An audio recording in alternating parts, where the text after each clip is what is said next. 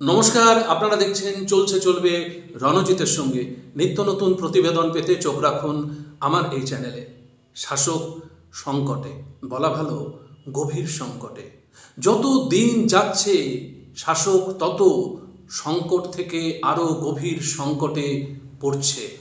দেখুন, আমরা যারা লাগাতার শাসকের অপকর্ম দুর্নীতির বিরুদ্ধে সোচ্চার হয়ে প্রতিবেদন করি এবং শাসককে চোখে আঙুল দিয়ে দেখিয়ে দিই এগুলো আপনাদের অপকর্ম বা দুর্নীতি, তাদের মুখ থেকে এই সংকটের কথাটা শুনে আপনারা যতটা না আশ্বস্ত হন, তার থেকে অনেক বেশি আশ্বস্ত হবেন বোধ করি যদি শাসকের ছোট মাঝারি বা প্রথম সারির নেতাদের মুখ থেকে এই সংকটের কথা স্বীকার করতে শোনেন।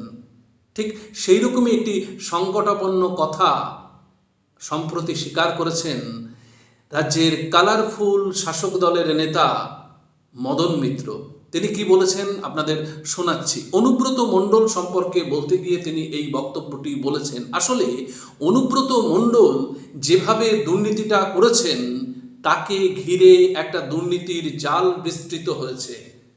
সুতরাং তিনি যখন ধরা পড়েছেন, এই জালটা যে অচিরেই সবাই ধরা পড়বে এবং দুর্নীতি সেই শিকড় খুঁজতে খুঁজতে কোথায় পৌঁছে যাবে সেটা সবারই জানা। আসলে দুর্নীতির সেই শিকড়ে পৌঁছানোর জন্য ইডি বা সিবিআই যেভাবে চেষ্টা করছে এবং যেভাবে তাদের হাতে তথ্য উঠে আসছে প্রতিদিন, সেটাতে এক প্রকার নিশ্চিত এবং সেই দিনটি আর খুব বেশি দেরি নয় যে দিনে আপনারা দেখতে পাবেন যে এই সরকারটার বিপর্যয়।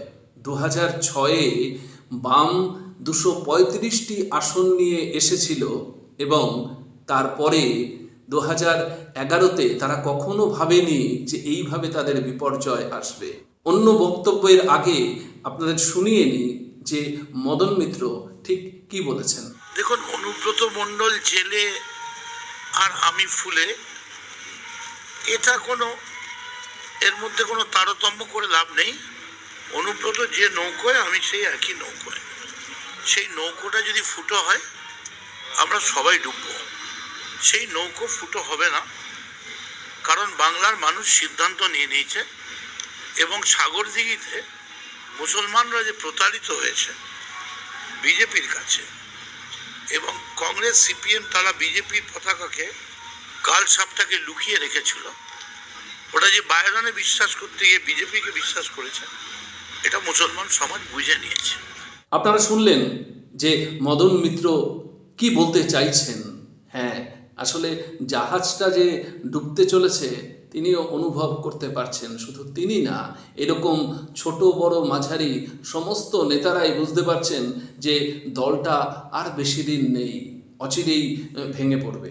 আসলে আমরা বিভিন্ন জায়গায় প্রতিবেদন করতে গিয়ে পশ্চিমবাংলার বিভিন্ন প্রান্তে ঘুরে যে গ্রাউন্ড রিয়েলিটিটা বুঝতে পেরেছি যে এই শাসকের 2011 পরবর্তী সময় থেকে যে সমস্ত কর্মকাণ্ড প্রতিদিন কোনো না কোনো দুর্নীতিতে জড়িয়েছেন।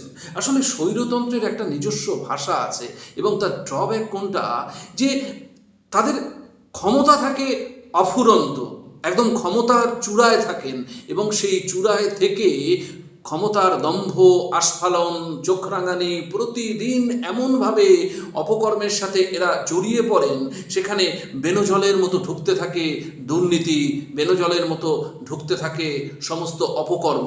তাই এদের যখন অসময় আসে তখন সবাই যে সমস্ত অপকর্মের মধ্য দিয়ে এরা ওই দুর্নীতির চরম শিখরে পৌঁছেছিল ধপাস করে নিচে পড়ে, আর তখন তাদের উঠে দাঁড়ানো সম্ভব হয় না।